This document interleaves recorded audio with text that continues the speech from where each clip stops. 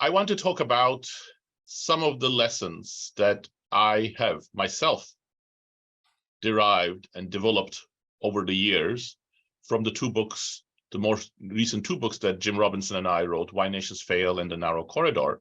And in some sense, the background of both books was a belief that there are some clear features of what we call inclusive institutions in Why Nations Fail, which have great benefits for society, and also some templates for building such inclusive institutions, though from the very beginning we were emphatic that doing so is not easy and not the same process can work in diverse societies.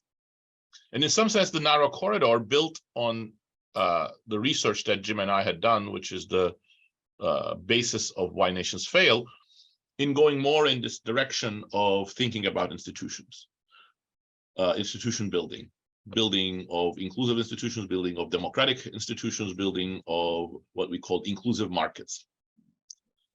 And it is possible to see the last 60 years as a success story or a big failure. In 1960, 30% of countries were democratic, and the future for democracy seemed uncertain. But by the late 1980s, we were in the midst of two big movements. One, perhaps epitomized by Francis Fukuyama's declaration of end of history and victory of liberal capitalism after the fall of the Berlin Wall, and the second, Fukuyama's advisor, the famous political scientist Sam Huntington's third wave, which started as military dictatorships in Southern Europe, and then Latin America started falling. By 2000, the number of democracies around the world, fraction of democracies, was more than 60%. But since then, democracy has been in retreat. According to the Freedom House, every year since 2006, there have been more cases of democratic backsliding than countries strengthening their democratic institutions. And this is not just a developing world phenomenon. In the most developed, the most established democracies around the world, you see the quality of democratic institutions, or some dimensions of what are critical for civil liberties, declining. Here is data from, I think, what is now the best available source on democracy, the Varieties of Democracy data set, although it is a more inclusive notion of democracy, for example, taking into account a lot of things that the more procedural ones, such as Freedom House, don't. But what you see is that in many countries, not least in the United States, but also in France,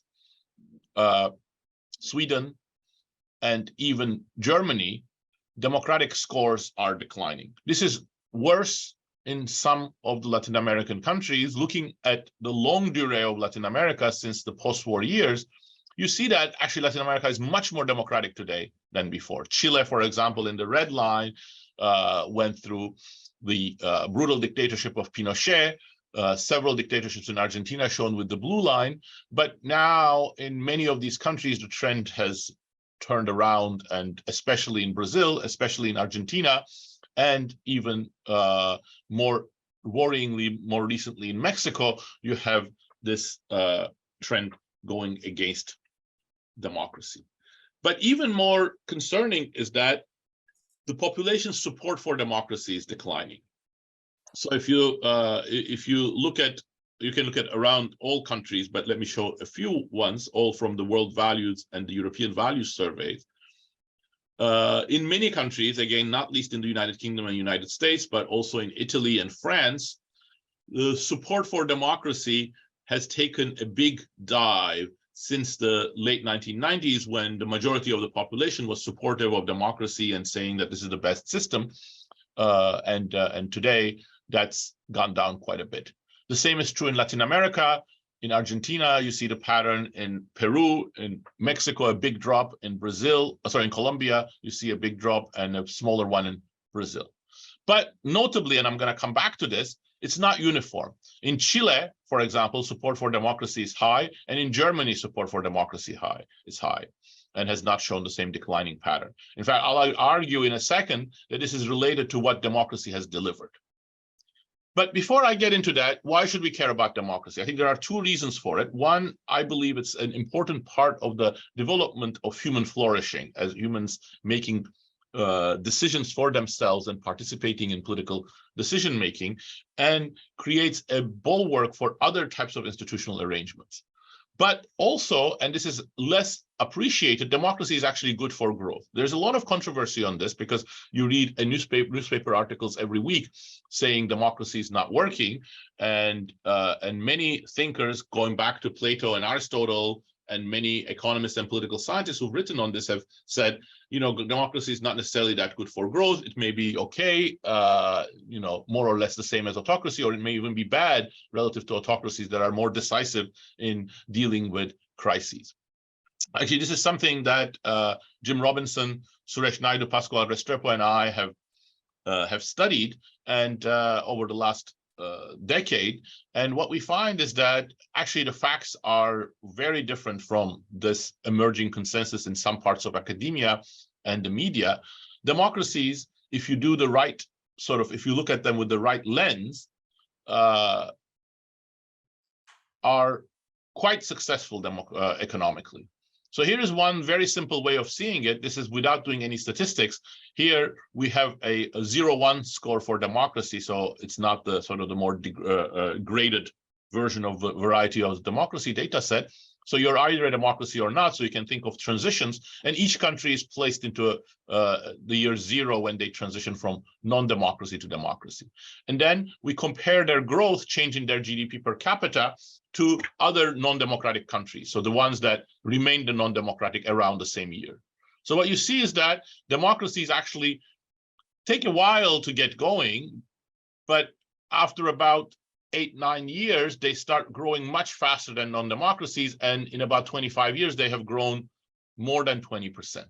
The reason why this pattern has not always been so apparent when people have looked at the statistical data is that they've compared apples and oranges. They compare, China to Switzerland and say, well, China is growing much faster. It's not a democracy. So this actually does not do this sort of apple-orange comparison. Instead, it's saying the same country, after it democratizes, what does it do?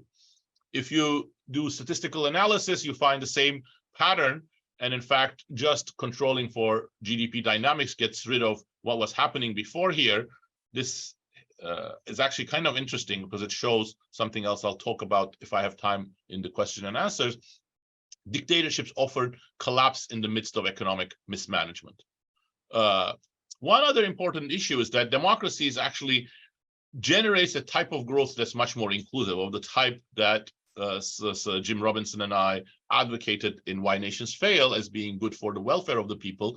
You see that in terms of more redistribution, more public infrastructure, more education, and more health. So the infant mortality is really striking. So you see what happens to infant mortality after democratization. There's a big drop because democratic governments start taxing more and spending more money on healthcare. And a lot of this actually comes for the countries for which you have data, comes from low-income segments of the population. So why is it that democracy is having such a hard time? I think 4 elements are at least important: inequality, globalization, social media, and new technologies, and China. And let me talk briefly about each one of them. This is the US data, and it's a striking one. Some of you may have seen things similar to this. This is the period from the pattern is similar if you use other data sets going back to the early 1950s, 1949 actually. So this period is one in which democracy received very broad support within the population, and growth was very shared. And one way you can see that is I've shown the income wage growth of 10 demographic groups differentiated by gender on the right versus left, and education all the way from high school dropouts, high school graduates, workers with associate degrees, workers with college degrees, workers with postgraduate degrees. They're all growing in tandem. So this is a period of shared prosperity. That sort of shared prosperity was actually bolstering the support for democracy. And then since the 1980s, you have this huge increase in inequality, and not just inequality growing, but low-income groups losing real income. So this is really a striking pattern. For example, high school dropout and high school graduate men are about 20% poorer in terms of their labor earnings today than they were in 1980. And that's the period in which democracy starts having greater problems in terms of polarization, in terms of procedural issues, and so on. Let me skip this since time is short, but it's about the nature of that change in inequality affecting more the middle class, not just in the US, but across the OECD countries. The middle class is retrenching. That's the one that appears to be most damaging to democracy. And the inequality around the world is actually much greater. If you use an omnibus measure, such as the top 1% national income share, US is fairly unequal, but Latin America, the whole of Latin America is more unequal than the United States. Much of Africa is very unequal, of course, Russia. So this inequality is really creating a big problem for democratic institutions to work. The new technologies, I mentioned social media and new technologies. Social media discussion, again, since time is short, let me not get into the social media discussion, but again, it's a good one for Q&A. New technologies have empowered governments to collect more data, control behavior of their citizens. This is Tiananmen Square with facial recognition cameras. And, the Chinese Communist Party was not open and supportive of demonstrations, but it has become much harsher. And I think its technological capabilities expanding has been an important part of this. And the social credit system, which still has not been fully rolled out, if it is successfully rolled out and accepted by the Chinese people, is going to be a huge step in this. So globalization, as I mentioned, has also made these tensions much worse, both because it has fueled inequality, but also because it has created a sense of disruption that and the uncertainty that is associated with that makes consolidation of democracy much harder. So against this background, I want to spend 5 minutes explaining what I take the lessons from the narrow corridor to be, which is the one that focuses more, our book that focuses more on the process of building liberty and the institutions that protect liberty. And I think the key here is robust political participation. There's one view of democracy that you build it by good engineering of constitutions and rules by elites or enlightened people. And the narrative in the United States of the founding fathers veers into that interpretation. Our argument is that that never works by itself. And it's often exaggerated. Much more important is the gradual process of people participating and through that process supporting the building of state capacity in a way that that is consistent with their priorities. And that's going to be the one that leads to this type of inclusive growth without excessive inequalities. And the way that we sort of conceptualize that is via this graph. It's a simplification of the arguments of the book, but think of societies falling in somewhere on this diagram, different degrees of the power of the state, which is both the power to deliver public goods and organize things, as well as power to repress, and power of society, meaning bottom-up processes, civil society, collective action, norms, group clubs, and so on. And if there is an imbalance between the power of the state and power of society, that's not good for the development of inclusive institutions. Here, you have the typical case like China, where the state is too strong relative to society, so you have the development of a despotic leviathan. Here, as is illustrated by the vast majority of the societies that existed in the world before about 10,000 years ago, where you have very strong norms of collective behavior, but no state institutions and very little hierarchy.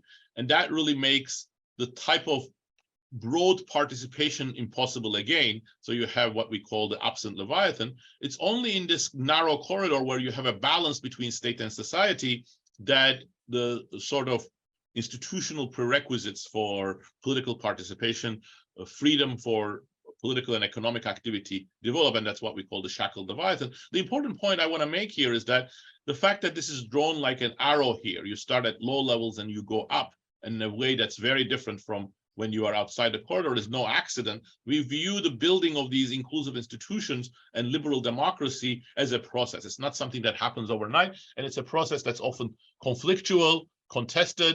It will have ups and downs, and we have to be prepared for that. You don't want to shut down those try to shut down those contested elements, but try to manage them, so to speak. This is something that, you can reread history through the lenses of our framework.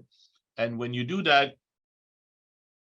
some things, to me at least, make a lot of sense. One of them is, for instance, the ancient Greeks' democratic traditions, which at the same time built much more centralized states than what had been around in the Greek peninsula before, but also simultaneously developed new tools for controlling elites, such as the ostracism law, where the people would choose to ostracize one of the leading politicians every year as a way of controlling anybody who gets too big for their britches.